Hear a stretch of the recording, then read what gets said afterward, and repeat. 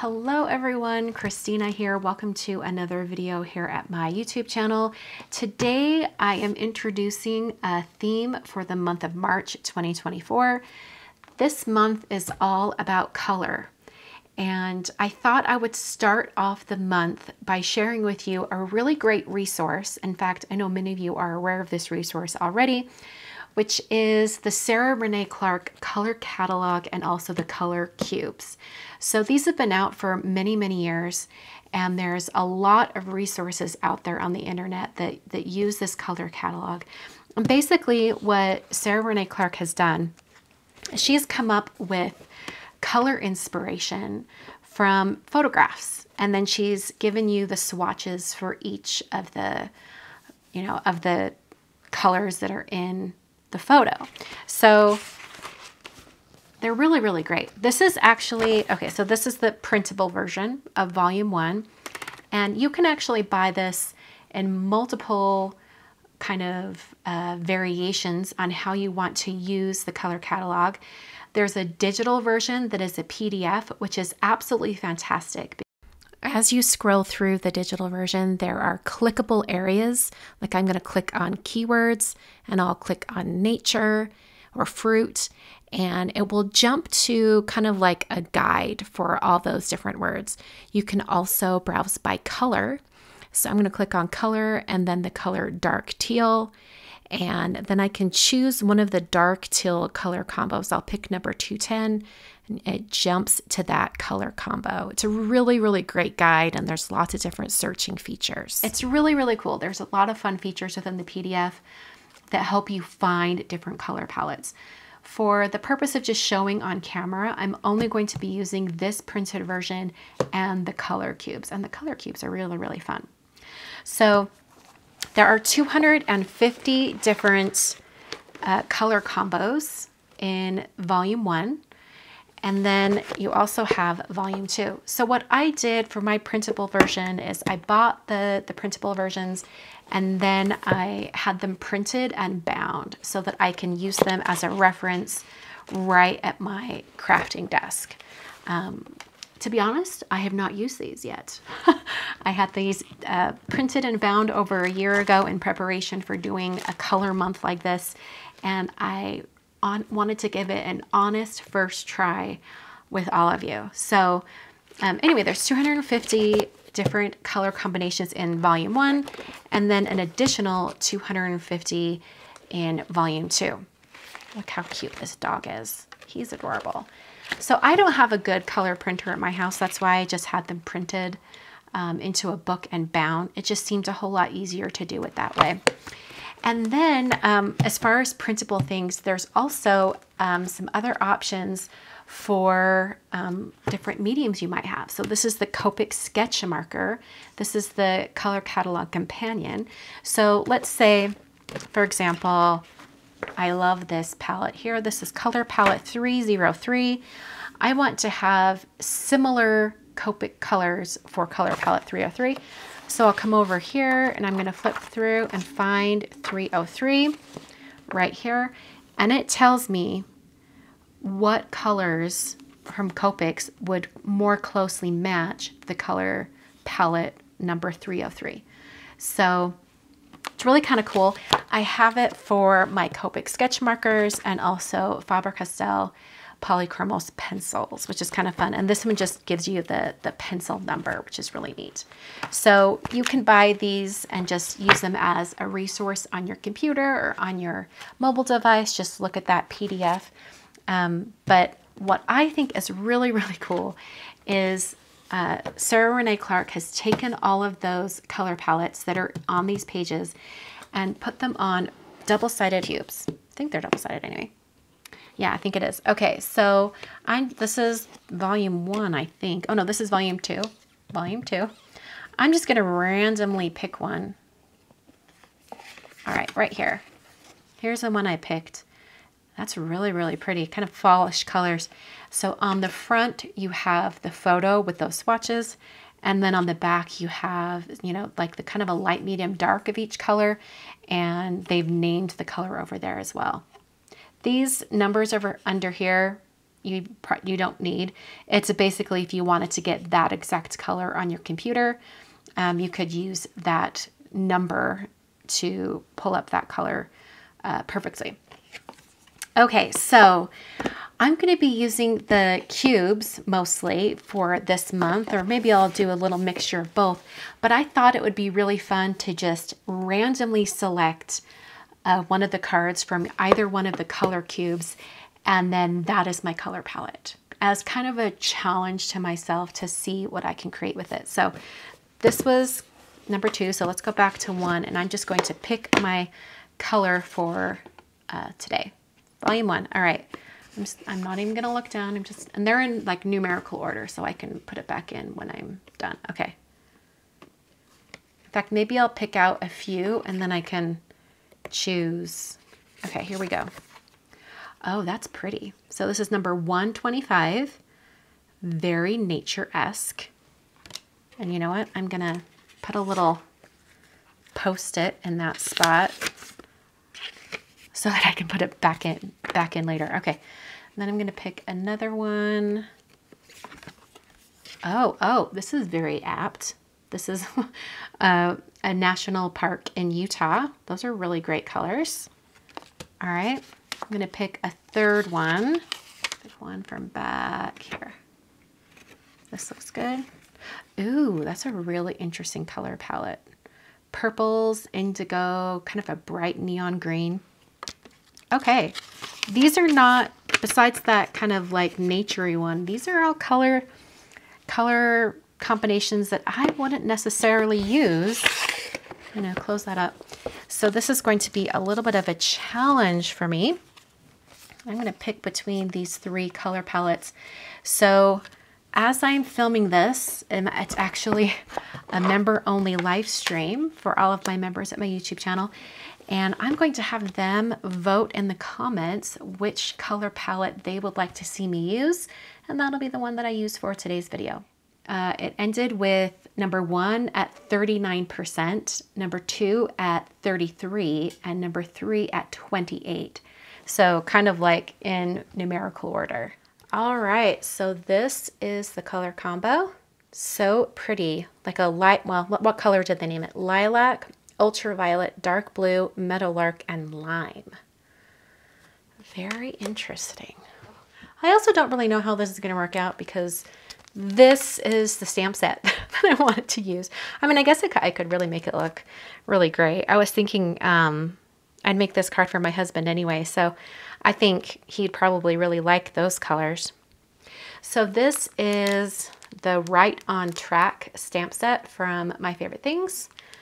I bought it about a month ago, maybe thinking to do some Valentine's Day cards with it, but here we are. I've got my Caron markers, including my little guide, or my swatches. I have 2 swatch sheets. I have one that's on watercolor paper and one that is on Bristol paper. But this will help me get colors that are most similar to my color palette over here. 169 for the blue. They're calling it indigo blue. 247, I think, for that lighter purple. That looks like this one. Yeah, 247, pale violet.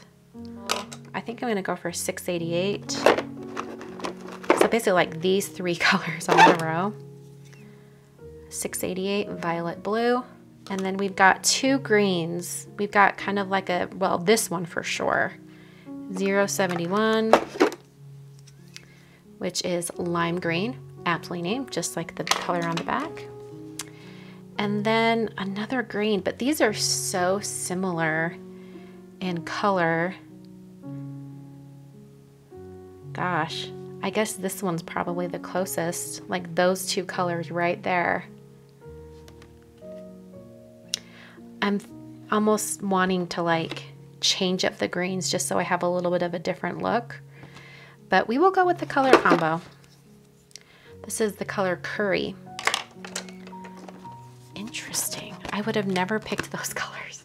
For my watercolor background, I'm going to be using a clear cello bag, and I'm going to do some sort of like ink smushing, but I'm going to be coloring the marker directly onto that plastic and then spraying it with a spray bottle to get it wet and get all that ink kind of moving. And then I'm going to pick it up and turn it over and press it down onto my watercolor paper.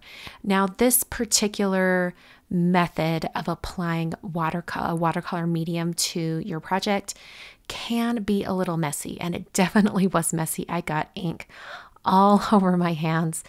And if you've been watching my videos for any length of time, you might have picked up on the fact that I do not like my hands to get too inky. So this was a little bit of a moment where I wanted to stop and go wash my hands, but I didn't. I just continued on with the painting because I figured I could get even more messy.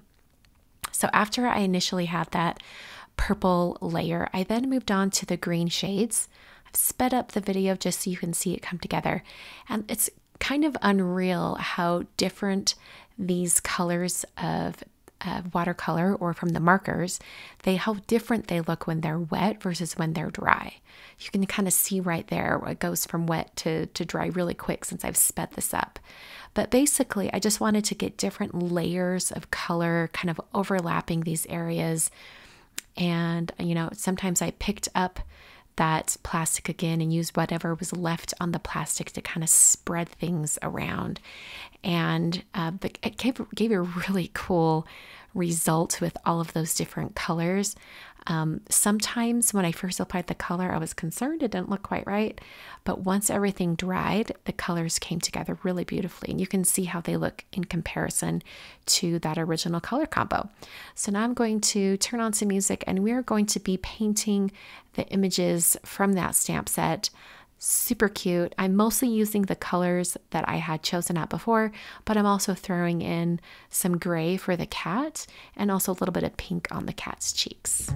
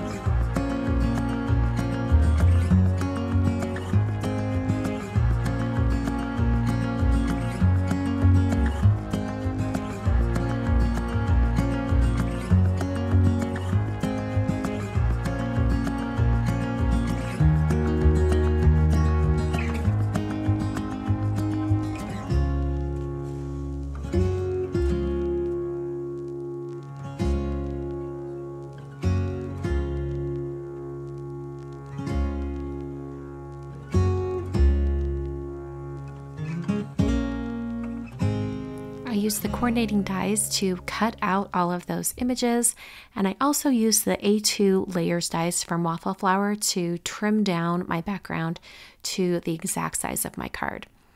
I then started positioning everything where I wanted for the greeting as well as those music notes. You'll notice that I had some little black and white versions of the images that were kind of all placed together into a scene. I did that before I started painting just to kind of determine what images I wanted to use.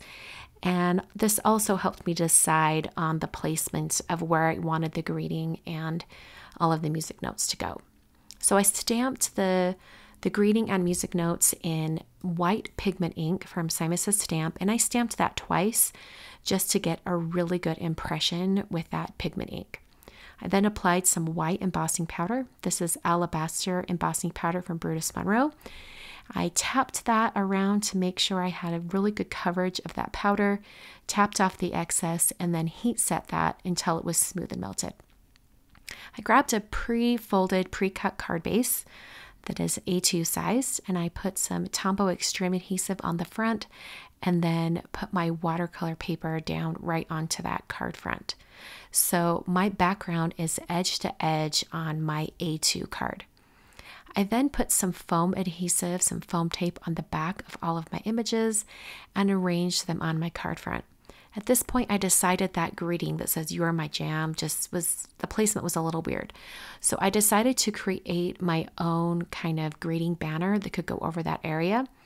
I'm using that dark purple marker shade, and I'm going to wet it with a damp brush just to get that color moving around to get a smoother application of color.